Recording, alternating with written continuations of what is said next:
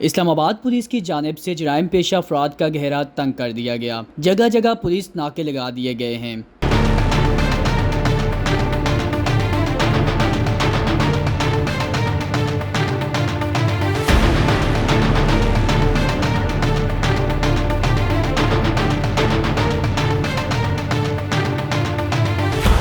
थाना लोईबेर की हदूद में PWD इस्लामाबाद के मेन गेट पर पुलिस ने नाका लगा दिया ताकि इस्लामाबाद को चोरों से मंशियात फरोशों से बचाया जा सके।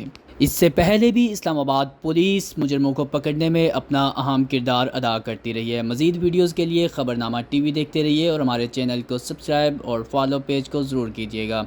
अकासी राजा साजिद।